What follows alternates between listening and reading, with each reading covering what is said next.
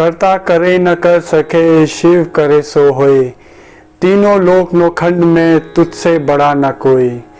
आज की इस खास वीडियो में हम देवों के देव महादेव के चरणों में चलेंगे। ना हम कभी शिव से अलग हो पाए, ना कभी हम शिव से अलग हो पाएंगे। वो हमारे कण कण और हर क्षण में शामिल है। चलिए आज महादेव जी की इस अद्भुत यात्रा में हम सब एक साथ मिलकर चले। जय हो महादेव जी की।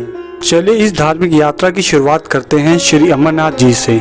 श्रीनगर से लगभग 145 किलोमीटर की दूरी पर स्थित अमरनाथ मंदिर भारत के सबसे महत्वपूर्ण तीर्थ स्थलों में से एक माना जाता है। ये स्थल समुद्र तल से 4175 मीटर की ऊंचाई पर स्थित है। भक्तों ने इस प्राकृतिक गुफा को अपने स्वाभाविक रूप से निर्मित बर्फ के शिवलिंग को मुख्य आकर्षण के रूप में पाया।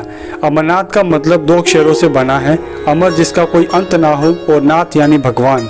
अमरनाथ जी मंदिर लगभग 5000 वर्ष पुराना बताया गया है। पौराणिक कथा के अनुसार भृगु मुनि ने सबसे पहले अमरनाथ की खोज की थी। यह मंदिर जम्मू और कश्मीर के पहलगाम में स्थित है। चलिए अब अमरनाथ जी के अमेजिंग फैक्ट्स को जान लेते हैं।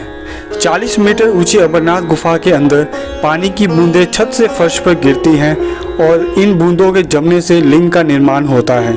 ऐसा माना जाता है कि गुप्त काल में अपने कथन के दौरान जब भगवान शिव पार्वती माता को एक कथा सुना रहे थे तो देवी पार्वती सो गई, लेकिन 2 सफ़ेद कबूतर वह कथा सुनते रहे, जिसे भगवान शंकर ने पार्वती की आवाज़ के रूप में समझा और कथा सुनाते रहे। कहानी का अंत होने तक वह कबूतर का जोड़ा अजर अमर हो गया। अमरनाथ शिवलिंगम को स्वयं लिंगम भी कहा जाता है क्योंकि शिवलिंग अपने आप बनता है। दूसरे स्थान पे श्री सोमनाथ मंदिर है। सोमनाथ मंदिर ऐसी जगह पर स्थित है कि अंटार्कटिका तक सोमनाथ से समुद्र के बीच सीधी रेखा में कोई भूमि नहीं है। यह मंदिर वास्तुकला की चालुक्य शैली में बनाया गया था, जिसमें जटिल नक्काशी, चांदी के दरवाजे, एक प्रभावशाली नंदी की मूर्ति और केंद्रीय शिवलिंग शामिल है। इसे कई बार नष्ट और निर्मित किया गया है, लेकिन तीर्थयात्रियों की आस्था में कभी कमी नहीं आई। यह भगवान शिव के 12 ज्योतिर्लिंगों में से एक है और 649 ईसा पूर्व के समय से पहले का है। माना जाता है कि सोमनाथ मंदिर वह स्थान है जहां भगवान कृष्ण ने अपनी लीला समाप्त की और उसके बाद स्वर्ग में रहने के लिए चले गए। यह ब्रह्मा का युग है जिसे शतानंद कहा जाता है। सोमनाथ मंदिर के शिखर पर लगा झंडा 37 फीट लंबा है और यह दिन में 3 बार बदला जाता है। सोमनाथ मंदिर की गाथा चंद्रमा भगवान और उनके पिता दक्ष प्रजापति के श्राप से संबंधित है। माना जाता है कि इस मंदिर में एक जादुई पत्थर था जो किसी भी वस्तु को सोने में बदलने में सक्षम था। ऐसा माना जाता है कि इस पत्थर में अल्केनिक और रेडियोएक्टिव गुण थे। यह अपने चारों ओर एक चुंबकीय क्षेत्र का निर्माण कर सकता था, जिसकी वजह से शिवलिंग जमीन से ऊपर तैरता रहता था। तीसरे स्थान पे है शौर मंदिर। यह मंदिर महाबलीपुरम तमिलनाडु में स्थित है और यहाँ प्राचीन समय में 7 शिव मंदिर थे, जिनमें से 6 जलमग्न हो चुके हैं। शौर्य मंदिर 8वीं शताब्दी में बनाया गया था। यह मंदिर यूनेस्को की विश्व धरोहर स्थलों की सूची में भी शामिल है। यह मंदिर भगवान शिव का घर होने के साथ साथ भगवान विष्णु का घर भी है। यह मंदिर पल्लवान राजा राजसिम्हा नरसिम्हावर्मन द्वितीय द्वारा निर्मित है। तथ्यों पर गौर किया जाए तो शौर्य मंदिर ग्रेनाइट पत्थरों का उपयोग करके बनाया गया है और यह दक्षिण भारत के सबसे पुराने मंदिरों में से एक है। शौर्य मंदिर 3 मंदिरों का एक परिसर है। 2 मंदिर भगवान शिव को समर्पित है और तीसरा और छोटा मंदिर विष्णु मंदिर है। राजा हिरण्यकश्यप और उनके पुत्र प्रहलाद की पौराणिक कथा मंदिर से संबंधित है। ऐसा माना जाता है कि हिरण्यकश्यप के भगवान विष्णु द्वारा मारे जाने के बाद प्रहलाद राजा बने और फिर प्रहलाद के पुत्र बाली ने महाबलीपुरम की स्थापना की। शौर्य मंदिर दूर से एक रथ की तरह दिखता है। ऐसा माना जाता है कि शौर्य मंदिर धर्मराज रथ की संरचना से मिलता जुलता है। इस मंदिर को पल्लवान राजाओं की 3 पीढ़ियों द्वारा बनाया गया था और इस मंदिर को बनाने में 200 साल लग गए थे। इन स्मारकों में से अधिकांश अखंड हैं, यानी एक ही चट्टान से खुदी हुई है और सामान्य रूप से अधिकांश लोगों के विपरीत ऊपर से नीचे की ओर बनाया गया था। चौथे मुगल शासक औरंगजेब ने कैलाश मंदिर में तोड़फोड़ करने का बहुत प्रयास किया था, लेकिन वह अपनी योजनाओं में सफल नहीं हो पाया। बहुत सी कोशिशों के बाद भी वह इस मंदिर को ज़्यादा कुछ नुकसान नहीं कर सके। कुछ सबूत बताते हैं कि पूरी निर्माण प्रक्रिया में बौद्ध और जैनियों सहित कई धर्मों और संस्कृति का योगदान रहा है। बाद में हिंदू राजाओं ने भी कैलाश मंदिर के निर्माण में बड़ा योगदान दिया। 5वें स्थान में अन्नमलाई मंदिर। यह मंदिर अपने भव्य आकार के लिए जाने जाने वाली विशाल मंदिर संरचनाओं में से एक है। गोपुरम के रूप में कहे जाने वाले 4 मुख्य दरवाजों से वास्तुकला की बारीकी को अनदेखा नहीं किया जा सकता। इस मंदिर का निर्माण 9वीं शताब्दी में राजा चोला द्वारा किया गया था। यह मंदिर तमिलनाडु में स्थित है। एक कहावत के अनुसार जब भगवान ब्रह्मा और भगवान विष्णु ने यह पता लगाने के लिए एक विवाद में प्रवेश किया कि सबसे शक्तिशाली कौन है, तो भगवान शिव ने अपनी शक्ति का मूल्यांकन करने के लिए उस विवाद में प्रवेश किया। प्रतियोगिता की घोषणा के बाद भगवान शिव तुरंत अग्नि की एक बड़ी चिंगारी में तब्दील हो गए, जो स्वर्ग से पृथ्वी तक फैला हुआ था। भगवान विष्णु ने जहां जंगली सुअर का रूप धारण किया और भगवान शिव के चरणों को खोजने के लिए भूमि में गहरी खुदाई की, वहीं भगवान ब्रह्मा एक हंस बन गए और भगवान शिव के मुकुट को खोजने के लिए आकाश में ऊंचे उड़ गए। अंत में दोनों अपनी खोज में नाकाम रहे। हालांकि भगवान विष्णु ने अपनी पराजय स्वीकार कर ली, लेकिन भगवान ब्रह्मा ने भगवान शिव के मुकुट से नीचे गिरे एक फूल को सत्य से विरुद्ध गवाही देने के लिए कहा। फूल ने झूठी गवाही सुनने और सुनाने के लिए स्वीकार किया। भगवान शिव इस बात से गुस्सा हो गए, क्योंकि भगवान शिव के असीम रूप में होने के कारण मुकुट से एक फूल को जमीन तक पहुंचने में 40,000 वर्ष लग जाते हैं। इसलिए उन्होंने भगवान ब्रह्मा को श्राप दिया कि पृथ्वी में किसी भी मंदिर में भगवान ब्रह्मा की पूजा नहीं की जाएगी। भगवान शिव, जो कि अग्नि के रूप में थे, शांत होकर अन्नमलाई पहाड़ बन गए। इस मंदिर में शिवलिंग अग्नि के रूप में है, जो पंचामृत शिवलिंगों में से एक है। छठे स्थान पे है श्री तुंगनाथ मंदिर।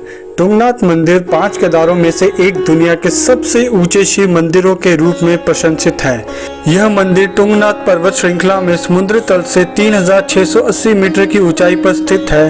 हिंदू पौराणिक कथाओं के अनुसार इस मंदिर का निर्माण 5 पांडवों में से अर्जुन ने करवाया था। तुंगनाथ शब्द का अर्थ चोटियों का स्वामी है। इस मंदिर में भगवान शिव की भुजा की पूजा की जाती है, जो वास्तुकला की उत्तर भारतीय शैली का प्रतिनिधित्व करता है। मंदिर के मुख्य द्वार पर नंदी बैल की एक पत्थर की आकृति है, जो हिंदू पौराणिक कथाओं के अनुसार भगवान शिव का पर्वत है। मंदिर में पांडवों की छवियों के साथ साथ भैरव जी और वेद व्यास जैसे लोकप्रिय हिंदू ऋषियों की मूर्तियां भी प्रतिष्ठापित है। इसके अलावा इस मंदिर के आसपास विभिन्न देवी देवताओं के छोटे छोटे मंदिर देखे जा सकते हैं। यह मंदिर 1000 साल पुराना माना जाता है। तुंगनाथ मंदिर भारत के रुद्रप्रयाग उत्तराखंड में है। तथ्यों को देखा जाए तो इस मंदिर से जुड़ी एक मान्यता है कि यहाँ पर भगवान शिव के हृदय और उनकी भुजाओं की पूजा की जाती है, इसलिए यहाँ कोई भी मन्नत मांगी जाए तो भगवान जरूर पूरी करते हैं। एक और मान्यता के अनुसार भगवान राम ने जब रावण का वध किया, तब स्वयं को ब्रह्म हत्या के श्राप से मुक्त करने के लिए उन्होंने यहाँ शिव की तपस्या की। तभी से स्थान का नाम चंद्रशिला भी प्रसिद्ध हो गया। मंदिर स्वयं में कई कथाओं को अपने में समेटे हुए हैं। माना जाता है कि जब कुरुक्षेत्र के मैदान में पांडवों के हाथों काफी बड़ी संख्या में नरसंहार हुआ, तो इसे भगवान शिव पांडवों से रुष्ट हो गए। भगवान शिव को मनाने व प्रसन्न करने के लिए पांडवों ने इस मंदिर का निर्माण किया। तुंगनाथ विश्व का सबसे ऊंचा शिव मंदिर है। 7वें स्थान पर केदारनाथ जी है। यह भारत के 4 प्रमुख स्थलों में से एक है, जिसे छोटा 4 धाम के नाम से भी जाना जाता है। भारत के हिमालय क्षेत्र के उत्तरांचल राज्य में स्थित केदारनाथ मंदिर भारत के 12 ज्योतिर्लिंगों में से एक है। यह मंदिर उत्तराखंड के मंदाकिनी नदी के तट पर समुद्र तल से 3583 मीटर की ऊंचाई पर विराजमान है। यह मंदिर 8वीं शताब्दी में पांडवों द्वारा निर्मित है और वर्तमान मंदिर की स्थापना आदि शंकराचार्य द्वारा की गई थी। यहाँ केदारनाथ के रूप में त्रिकोणीय आकार के लिंग की पूजा की जाती है। यह एक दृढ़ विश्वास है कि यदि आप यहाँ शुद्ध मन से प्रार्थना करते हैं तो आप सभी पापों से मुक्त हो जाएंगे। यह कहा जाता है कि जब नर और नारायण भगवान विष्णु के 2 अवतारों ने भरतखंड के बद्रिकाश्रम में कठिन तपस्या की, तो उन्होंने एक शिवलिंग की पूजा की जो पृथ्वी से सुंदर रूप से निकला था। उन्होंने भगवान शिव को प्रसन्न किया और तब भगवान शिव नर और नारायण के सामने प्रकट हुए और उन्होंने एक वर मांगने के लिए कहा। नर और नारायण ने तब भगवान शिव से केदारनाथ में ज्योतिर्लिंग के रूप में स्थायी रूप से निवास करने का अनुरोध किया, ताकि जो लोग यहाँ भगवान शिव की पूजा करने आए वे दुख से मुक्ति पा सके। नंबर 8 पे है बृहदेश्वर मंदिर। यह मंदिर द्रविडियन कला का एक अद्भुत उदाहरण है और इसका निर्माण चोला राजा वंश के दौरान राजा राजा चोला प्रथम के द्वारा सन 1003 से 1010 ईस्वी के बीच निर्मित किया गया था। मंदिर का ऊपरी हिस्सा 216 फीट यानी 66 मीटर ऊंचा है और यह दुनिया में सबसे ऊंचे मंदिरों में से एक है। इसके अलावा इस मंदिर के बारे में एक अनूठी विशेषता यह है कि यह ग्रेनाइट चट्टान के एक टुकड़े से बनाया गया है, जिसका वजन 25 भरतनाट्यम करते हुए 1800 हाथों और पैरों के चित्र मंदिर के दीवारों पे खुदे हुए हैं। 9वें नंबर पे है केंद्रीय महादेव। गुफाओं के महान देवता मध्य प्रदेश भारत के खजुराहो में पाए जाने वाले मध्ययुगीन मंदिर समूहों में सबसे बड़ा और सबसे अलंकृत हिंदू मंदिर है। दीवारों में एक उत्तम कलाकृति इस मंदिर को भारत के अन्य शिव मंदिरों की तुलना में सबसे अलग बनाता है। इस तथ्य के अलावा कि इस मंदिर के बाहर और अंदर 900 नक्काशेदार मूर्तियां हैं। इनमें एक नृत्य करती चामुंडा देवी का चित्रण भी शामिल है, जो इसे और अधिक लोकप्रिय बनाता है। इस अद्भुत कला का अनुभव करने और वास्तुकला के उल्लेखनीय काम को देखने के लिए यह जगह एकदम सराहनीय है। विद्याधर के शासनकाल के दौरान 1003 से 1035 ईस्वी के बीच बनाया गया ये मंदिर सेवाग्राम खजुराहो मध्य प्रदेश में स्थित है। तथ्यों को देखें तो इस शहर का नाम हिंदी शब्द खजूर से लिया गया है, जिसका अर्थ है खजूर का वृक्ष, क्योंकि मंदिर की दीवारें खजूर के वृक्ष से सजी थी।